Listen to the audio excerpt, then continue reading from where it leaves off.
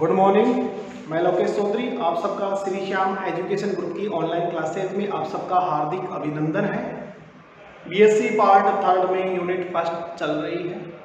2 unit complete हो चुकी हैं और यूनिट फर्स्ट में हमने एक वीडियो देख चुके हैं, ठीक है, जिसमें हमारे पास में जनरल इंट्रोडक्शन।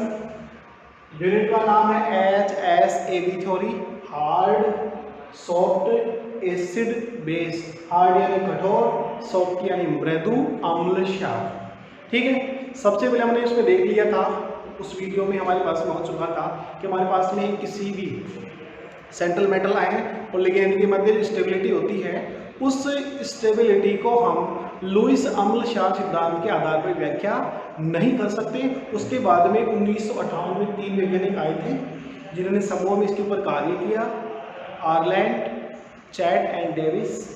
उन्होंने बताया, ठीक है, कि हमारे पास में जो लिगेंड और मेटल संपर्क में आते हैं उनके बंधन बलों की वरीयता के आधार पर उसने लिगेंडों को और धातुओं को 2 वर्ग में डिवाइड किया था, यानी 2 समूह बनाए, ग्रुप ए और ग्रुप बी।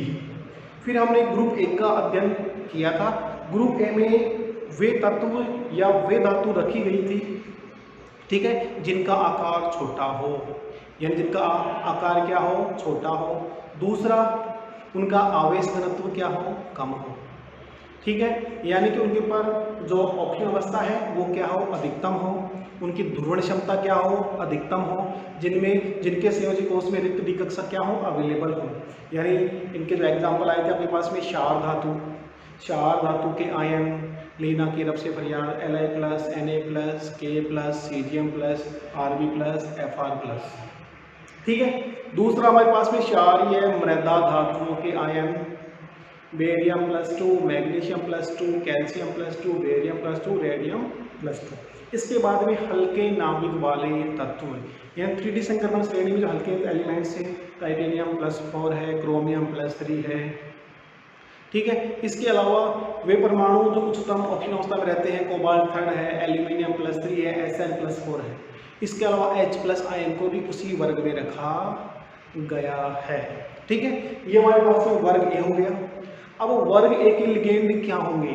जो वर्ग ए के हमारे पास में वर्ग ए की सेंट्रल मेटल आयन है, उसके साथ में स्थायी बंध बनाते हैं, वे स्पीशीज वर्ग ए की लिगेंड कहलाते हैं, ठीक है। जो वर्ग ए की जो हमारे पास में धातु आयन है, उसके साथ में वे स्पीशीज जो स्थायी बंध बनाते हैं, उन्हें कहते हैं वर्ग ए के लिगेंड। और वर्ग ए के लिगेंडों में क्या क्या होना चाहिए? ऋणायनों का आकार छोटा होना चाहिए, ध्रुवण होने की प्रवृत्ति, ध्रुवित होने की प्रवृत्ति क्या होनी चाहिए, कम होनी चाहिए। आकार जितना छोटा होगा, इधर आकार आपके पास में क्या होगा, आकार छोटा है, दोनों के मध्य बॉन्डिंग होगी, ठीक है। फिर हमने एग्जाम्पल भी लिया था, नाइट्रोजन, फास्फोरस, आर्सेनिक, एंटीमनी में देखा था। नाइट्रोजन एक स्टेबल हमारे पास में लिगेंड था जो इन मेटल्स के साथ में बॉन्डिंग कर सकता था। उधर फ्लोरीन था, उधर ऑक्सीजन था। आज हमें पास में नेक्स्ट है ग्रुप बी। ग्रुप बी के धातु आयन, ठीक है। ग्रुप बी के धातु आयनों में क्या होता है? सभी भारी धातुएं, सभी भारी धातुएं, सभी भारी धातुएं इसी श्रेणी में आती हैं, ठीक है। और ग्रुप ए वाले पास में जो भारी धातुएं हैं वो कौन कौन सी हैं? सभी भारी धातुएं जिनकी ऑक्सीकरण अवस्था, जिनकी ऑक्सीकरण अवस्था, जिनकी ऑक्सीकरण अवस्था निम्न हो, जिनकी ऑक्सीकरण अवस्था निम्न हो, ठीक है। इसके एग्जाम्पल हो सकते हैं, जैसे हमारे पास में है Cu+, Ag+, Hg+, Cu+, Ag+, Hg+, ठीक है। पैलेडियम+2, Hg+2, Cu+2, ठीक है। कैडमियम+2 और प्लेटिनम +2 ETC। ग्रुप बी के अंदर हमारे पास में जो भारी धातुएं हैं उन भारी धातुओं को यहाँ पे रखा गया है Cu+, Ag+, Hg+, Ab+2, Hg+2, Cu+2, कैडमियम+2, प्लेटिनम+2। ठीक है। दूसरा है हमारे पास में धातु आयनों का आकार बड़ा हो। धातु आयनों का आकार अधिकतम हो, या धातु आयनों का आकार बड़ा हो। नेक्स्ट है धातु आयनों की ऑक्सीकरण अवस्था, धातु आयनों की ऑक्सीकरण अवस्था निम्न हो, ऑक्सीकरण अवस्था निम्न हो। चौथा गुण है कि निम्न दुर्वण क्षमता, निम्न दुर्वण क्षमता। और पांचवा गुण है संयोजी कोष में इलेक्ट्रॉनों की संख्या कम है। संयोजी कोष में इलेक्ट्रॉनों की संख्या कम है, यानी ये जिसमें जो होंगे वो ग्रुप बी के लिगेंडों में होंगे। ग्रुप बी के धातु आयन, यानी हमने ग्रुप ए देखा, ग्रुप बी में हमारे पास में क्या क्या होंगे, सभी भारी धातुएं जितनी हमारे पास में हैवी मेटल्स हैं वो इस श्रेणी में लिखे जाएंगी। उनकी ऑक्सीकरण अवस्था क्या होनी चाहिए, निम्न होनी चाहिए। Cu+, Ag+, Hg+, Pb+, Hg+2, Cu+2, कैडमियम+2, प्लेटिनम+2। दूसरा है धातु आयनों का आकार अधिकतम हो। आकार क्या होना चाहिए, बड़ा होना चाहिए। आकार बड़ा होगा तो वे ऋण आयनों को ध्रुवित करने की क्षमता क्या होगी, कम होगी। धातु आयन की जो ऑक्सीकरण अवस्था है वो क्या हो, निम्न हो। धातु आयन की ऑक्सीकरण अवस्था निम्न होगी तो उनका आकार क्या होगा, बड़ा होगा। और निम्न ध्रुवण क्षमता, आकार बड़ा होगा तो उनमें जो ध्रुवण क्षमता होगी वो क्या होगी, निम्नतम होगी। ठीक है। नेक्स्ट है संयोजी कोष में इलेक्ट्रॉनों की संख्या क्या होनी चाहिए, कम होनी चाहिए। हम कह सकते हैं कि संयोजी कोष में जो ध्रुवित करने वाले इलेक्ट्रॉन है वो क्या होने चाहिए, कम होने चाहिए। ठीक है। आगे हमारे पास में है ग्रुप बी के लिगेंड। ग्रुप बी के या ग्रुप बी लिगेंड क्या होते हैं,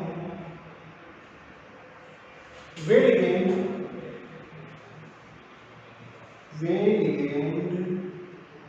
जो ग्रुप बी की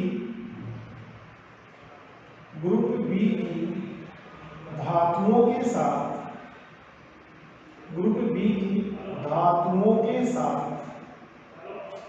स्थायी बंध बनाते हैं, स्थायी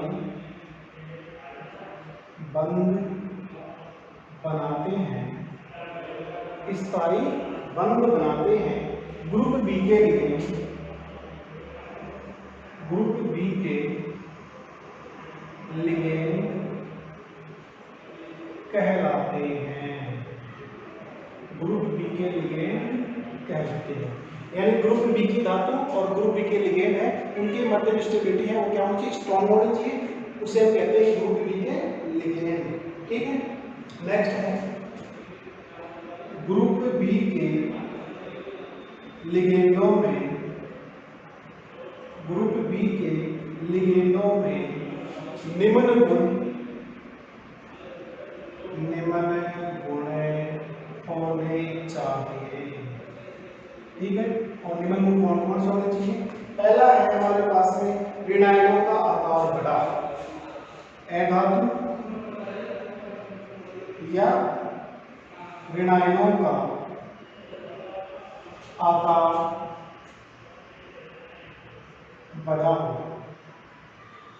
ठीक है। तो हमारे पास में अधातु हो या ऋण आयन हो, उनका आकार बड़ा होना चाहिए, ध्रुवित होने की प्रवृत्ति क्या होनी चाहिए, अधिक होनी चाहिए। दुर्वित होने की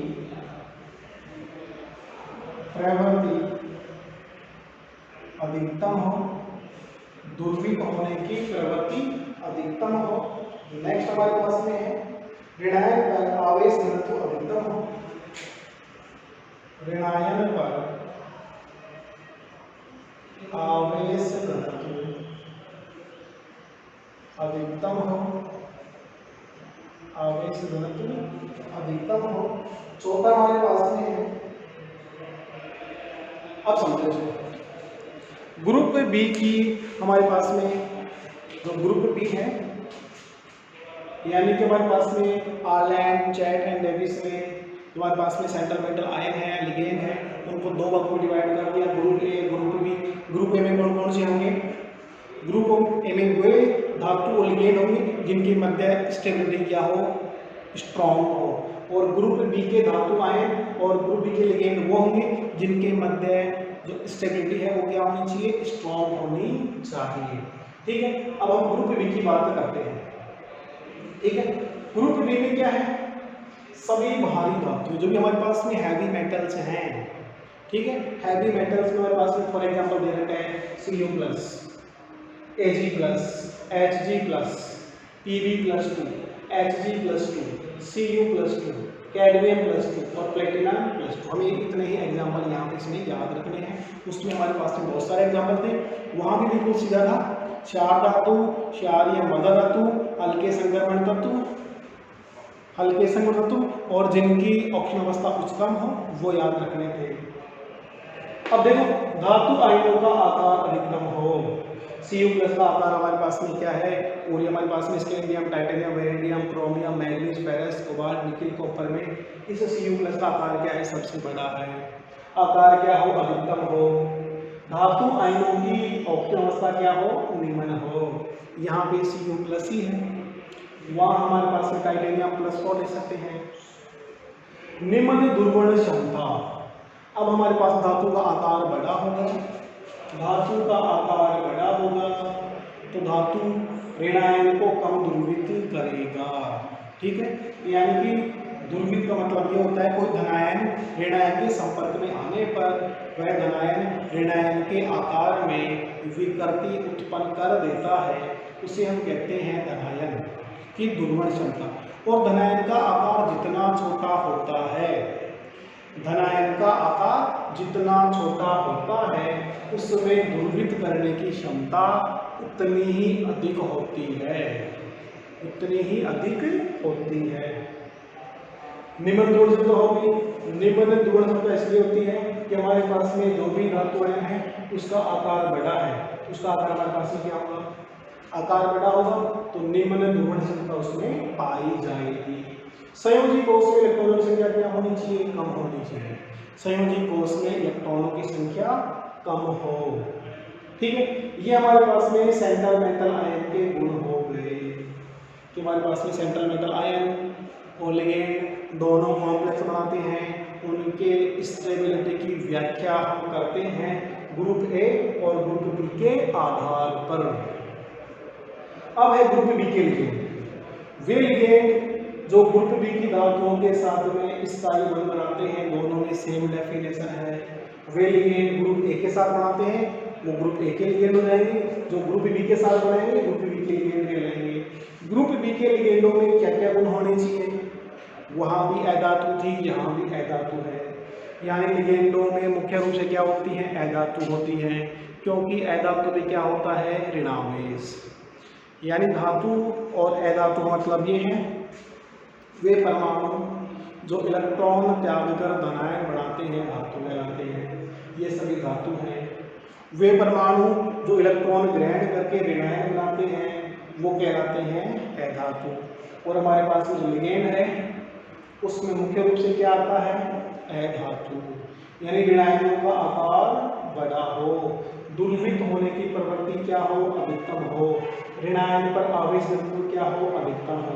ये सभी जिसमें होंगे वो हमारे ग्रुप बी के लिगेंडों में रखी जाएंगी। ठीक है, नेक्स्ट हमारे पास में है कि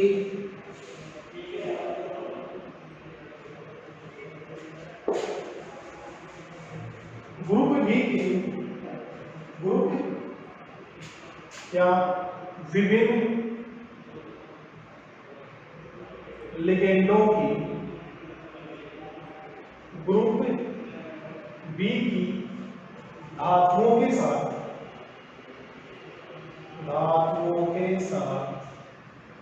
स्थायित्व का क्रम। अब स्थायित्व का क्रम देखने के लिए देखो हमारे पास में वही 3 एग्जांपल लेंगे।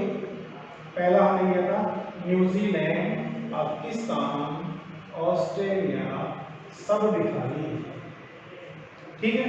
दूसरा हमारे पास में है ओल्ड स्टाइल से टिपॉट, और तीसरा है फ्लोरीन, क्लोरीन, ब्रोमीन और आयोडीन, ठीक है। अब देखो हमारे पास में विभिन्न लिगेंडों के ग्रुप बी की धातुओं के साथ में हमें स्टेबिलिटी देखनी है।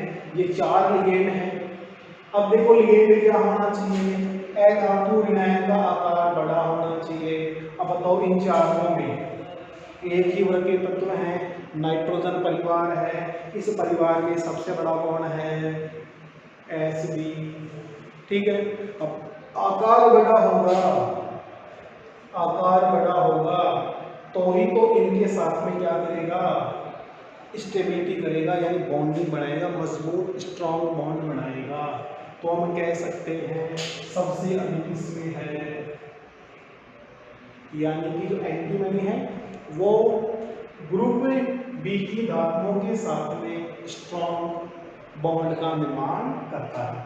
फिर हमारे पास में ऑक्सीजन, सल्फर, सेलेनियम, गैलियम, इसकी बात भी करते हैं तो हमारे पास में ये वाला क्रम आता है, बढ़ता हुआ क्रम है हमारे पास में ये। और यहाँ पे आयोडीन का आकार क्या है, अधिकतम है, और आयोडीन का आकार अधिकतम होने के कारण आयोडीन का आकार अधिकतम होने के कारण आयोडीन ग्रुप बी की धातुओं के साथ में स्थायी बंध बनाता है, ठीक है। दोबारा समझो इसको एक बार। ग्रुप बी की धातुएं क्या है, यानी हमने ग्रुप ए और ग्रुप बी बना लिया है। परीक्षा में क्वेश्चन ये भी आता है ग्रुप ए में कौन कौन से हमारे पास में जो क्वेश्चन आ सकता है कि आर्लैंड, चैट एंड लेविस ने जो ग्रुप ए व ग्रुप बी बांटा है, या ग्रुप ए व ग्रुप बी की धातुओं व लिगेंडों को समझाइए। तो फिर हमें हमारे कंप्लीट एग्जांपल से लिखना पड़ेगा, ठीक है। यानी ग्रुप बी की धातुएं में कौन कौन से गुण होने चाहिए, जो ग्रुप बी की धातु में जो गुण होंगे वो ग्रुप ए की धातुओं से बिल्कुल क्या होंगे, भिन्न होंगे, दोनों एक दूसरे के विपरीत होते हैं। जैसे उसमें क्या था, धातु आयनों का आकार क्या हो, छोटा, आकार क्या हुआ पे छोटा हो, यहाँ पे आकार कैसा है, अधिकतम है। वहां पे औक्य अवस्था वहां पे क्या थी, उच्च, और यहाँ पे क्या है, निम्न है, यानी एक दूसरे गुण जो एक दूसरे के बिल्कुल विपरीत है। दूरवण क्षमता निम्न है, वहां पे भी क्या थी, उच्च थी। संयोजी कोष में इलेक्ट्रॉनों की संख्या यहाँ पे क्या थी, अधिक थी। एग्जाम्पल यहाँ पे लिख लीजिए थे, क्षार धातु, क्षार धातु, हल्के संक्रमण तत्व, और जिनकी औक्य अवस्था क्या हो, अधिकतम हो, उन सबको इसी में रखा गया था, ठीक है। फिर ग्रुप एक ही हमारे पास में लिगेंड आ गए थे, जो ग्रुप एक ही धातुओं के साथ में, ग्रुप एक ही धातुओं के साथ में वे लिगेंड जो स्थायी बंध बनाते हैं या मजबूत बंध बनाते हैं, वो ग्रुप एक ही लिगेंड कहलाते हैं। फिर हमने यही एग्जाम्पल दिया था। इन एग्जाम्पल्स में क्या डिफरेंट है, देखो विभिन्न लिगेंडों की ग्रुप बी के साथ या ग्रुप बी की धातुओं के साथ में स्थायित्व क्रम हमने देखा। न्यूजीलैंड, पाकिस्तान, ऑस्ट्रेलिया, सब दिखा रही, वहाँ भी यही एग्जाम्पल था, लेकिन वहाँ पे शर्त थोड़ी क्या थी, अलग थी। वहाँ शर्त ये थी धातु निर्णय का क्या होना चाहिए था, छोटा होना चाहिए था, यहाँ पे बड़ा है। अब इस वर्ग में हम जानते हैं एक वर्ग में ऊपर से नीचे जाने पर, एक वर्ग में ऊपर से नीचे जाने पर परमाणु के आकार बढ़ता है, और परमाणु के आकार बढ़ने के कारण, ठीक है, आकार बढ़ गया। आकार तो क्या होना चाहिए, बड़ा तो होना चाहिए, इसलिए ये एंटीमनी इन धातुओं के साथ में क्या कर सकता है, एक स्ट्रॉन्ग बॉन्ड बना सकता है। यहाँ पे कैडमियम और यहाँ पे आयोडीन। ठीक है, इस प्रकार हमारे पास में ग्रुप ए और ग्रुप बी की धातु, ठीक है, यानी हमारे पास में ग्रुप ए और ग्रुप बी की धातु में हमने इसमें यहाँ पे डिवाइडेशन किया है। नेक्स्ट हमारे पास में टॉपिक है इसका कि पियर्सन नामक वैज्ञानिक ने, पियर्सन नामक वैज्ञानिक इंपॉर्टेंट सिद्धांत है।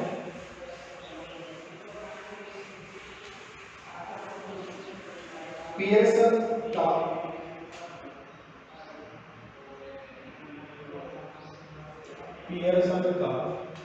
कठोर मृदु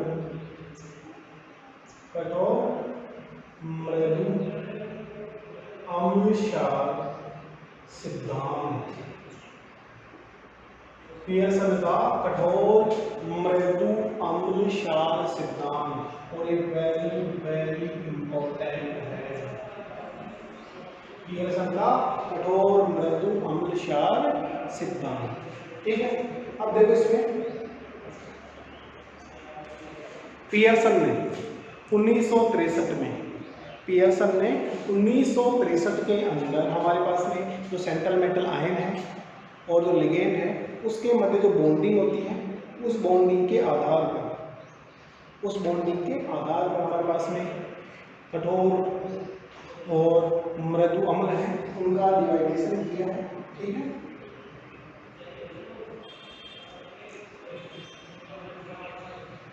उन्होंने बताया कि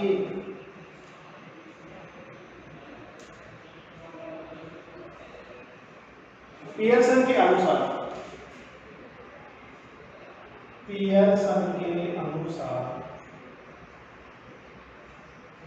कठोर अम्ल कठोर क्षार के साथ परबल बंध बनाता है,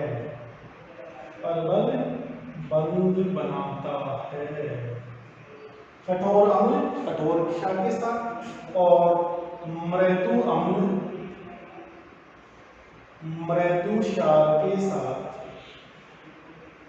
प्रबल बंध बनाता है। यानी पियर्सन ने अपने सिद्धांत में बताया कि सबसे पहले कठोर अम्ल और कठोर क्षार। अब हम देखें कठोर अम्ल क्या होता है, कठोर क्षार क्या होता है। कठोर अम्ल के कौन कौन से एग्जाम्पल हैं, कठोर क्षार के कौन कौन से एग्जाम्पल हैं, मृदु अम्ल क्या होता है, मृदु क्षार क्या होता है, उनको डिटेल से सभी के एग्जाम्पल देखेंगे। यानी इसलिए बताया कठोर अम्ल कठोर क्षार के साथ, मृदु अम्ल मृदु क्षार के साथ में परबल बंध बनाता है, यानी कि इनकी जो स्टेबिलिटी है वो क्या होगी, मैक्सिमम होगी। ठीक है, नेक्स्ट है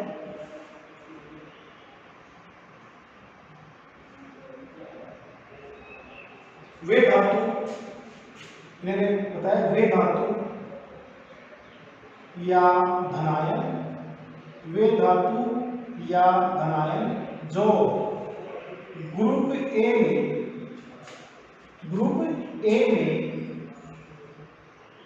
वर्गीकृत किए हैं, उन्हें कठोर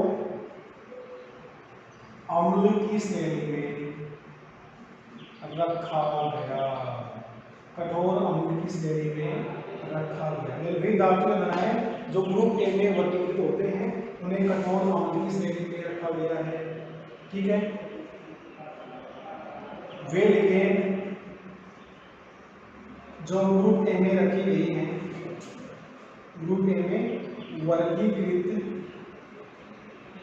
किए गए हैं, उन्हें कठोर क्षार की श्रेणी में रखा गया है। तो बात वही है, उन्होंने ये बताया कि हमारे पास में जो ग्रुप ए और ग्रुप ए की लिगेंड है उनके मध्य स्टेबिलिटी होती है। इन्होंने भी ये बताया कि जो उन्होंने डिवाइडेशन किया था, ग्रुप ए बनाया था, ग्रुप ए के अंदर जो भी धातुएं हैं वो कैसी हैं, कठोर अम्ल हैं। ग्रुप ए में जो भी लिगेंड है वो क्या है, कठोर क्षार है। कठोर अम्ल और कठोर क्षार के मध्य बनने वाला बॉन्ड कैसा होता है, परबल होता है।